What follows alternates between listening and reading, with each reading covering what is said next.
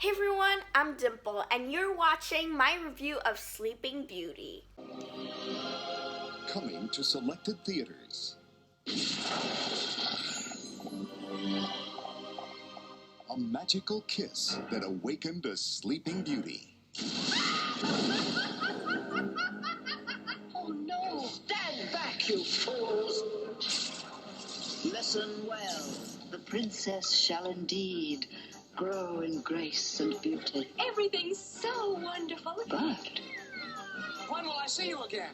Before the sun sets on her 16th birthday, she shall prick her finger and die. I command you to marry the girl I love. Exactly! A ray of hope there still may be. When true love's kiss the spell shall break.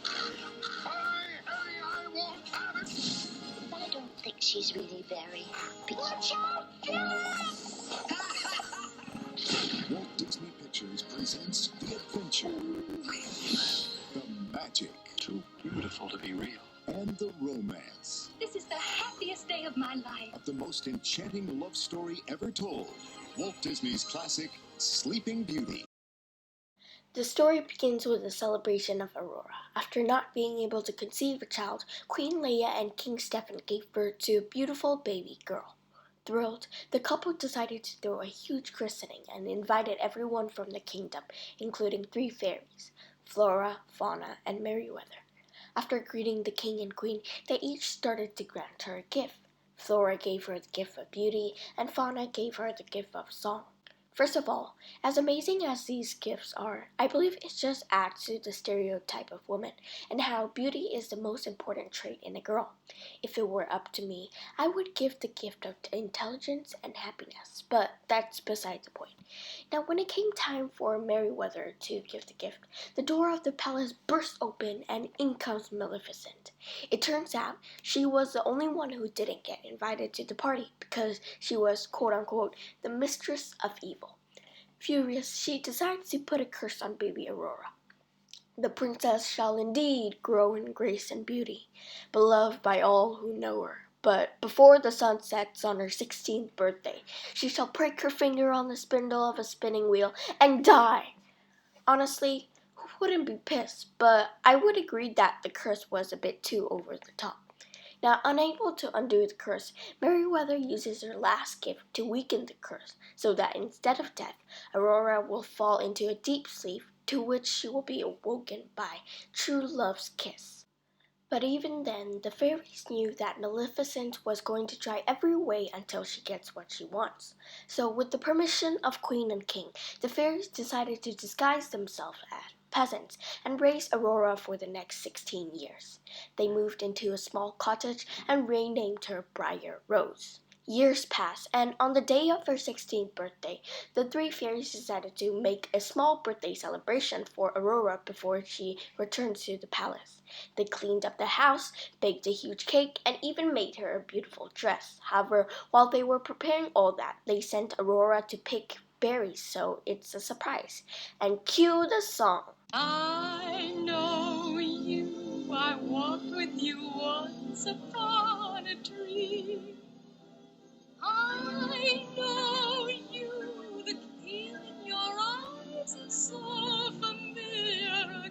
So to sum up, she meets Prince Philip and the two fell in love. After their little rendezvous, they decide to meet back at the cottage. Blinded by love, Aurora returns home to where she finds out that her name is Aurora instead of Briar Rose. She is a princess and she already has a marriage arranged for her. Poor girl, she found out her whole life was a lie in 1 second. But despite all the drama, they get all suited up and head out to the castle.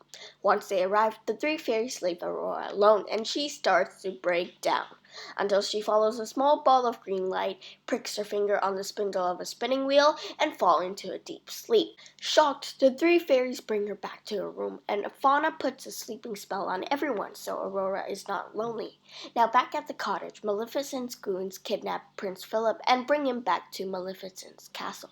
Long story short, the prince escapes and he kills Maleficent with the sword of truth. He cuts through all the prickly bushes, enters the castle, kisses Aurora, which wakes her up, and they live happily ever after. Sleeping Beauty was released in 1959 by Walt Disney, and the classic story still remains a fan favorite till this day. But to understand the story better, let's take a look at the origins. Many say that the Disney Sleeping Beauty is similar to Charles Perrault's version, but if you compare the two stories, you'll see that it's closer to Grimm's Tale of Little Briar Rose, which was written in 1812. Just like Disney's version, the Grimm's version starts off with the Queen and King throwing a huge celebration for their newly born daughter. They invited everyone from the kingdom, but instead of the 3 fairies, they invited 12 wise women. However, the last wise woman was not invited because they didn't have an extra gold plate. Yes, a plate! Who wouldn't be mad? So, like in Disney, the wise woman curses the princess to break her finger and die.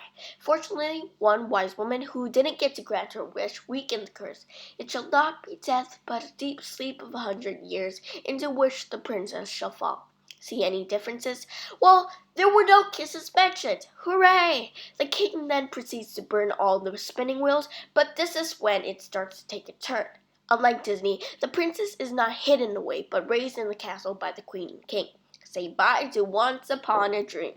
Of course, on her 15th birthday, the princess finds a woman spinning a spinning wheel, and you guessed it, she touched it. Right away, the princess and all the people in the palace fell into a deep sleep. Sharp, prickly bushes grew around the palace to protect the sleeping inhabitants. But if you look at Disney, Maleficent was the one who grew all the thorns to get Philip away from the castle.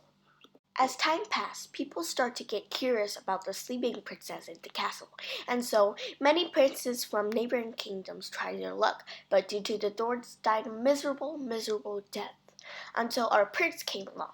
On the very day the curse was about to end, Prince Philip decided to go to the castle and see the princess.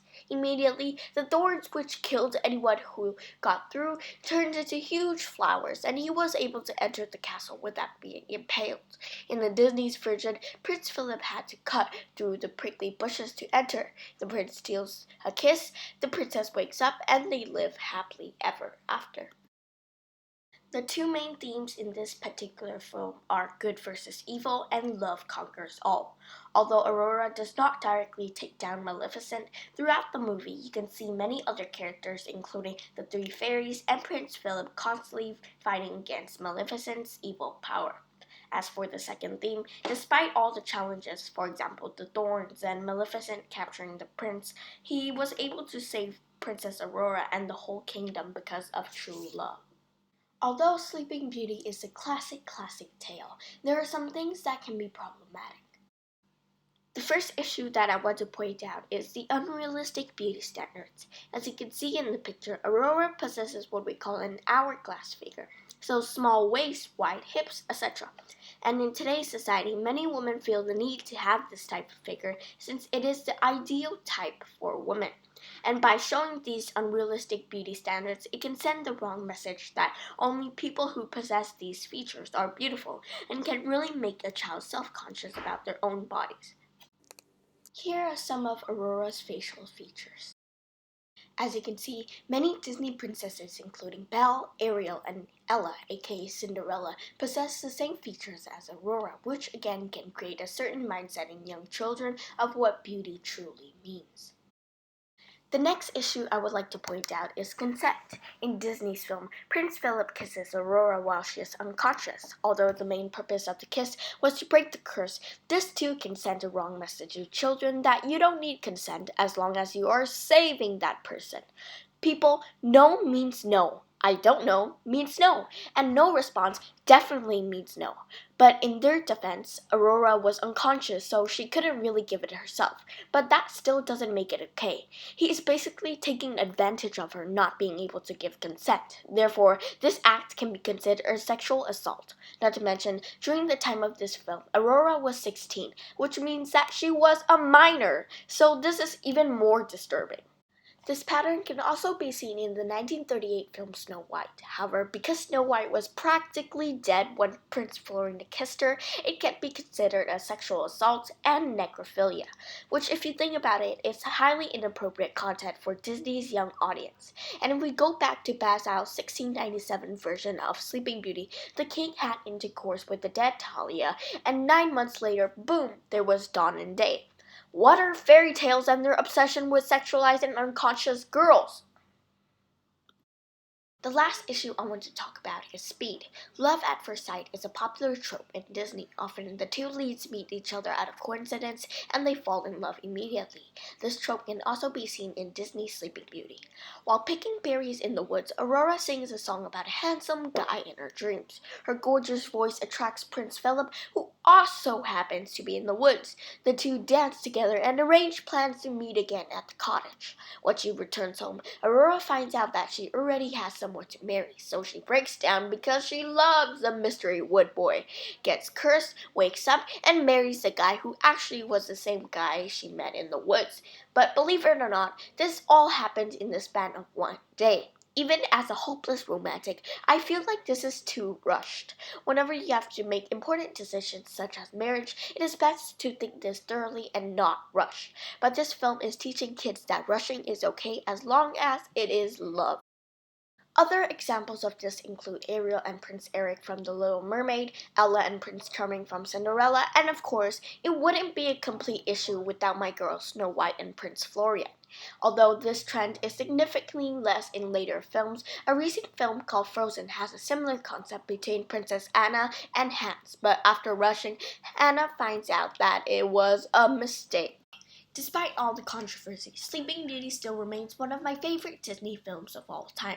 Not only does it have an interesting plot, but the moral of the story, which is love conquers all, is a beautiful message for children. Not to mention, the quality of the film is spectacular for an animated film set in the 1950s.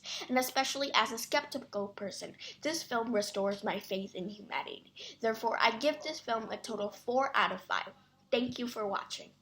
Goodbye. But when will I see you again? Oh, never, never. Never? Well, maybe someday. When?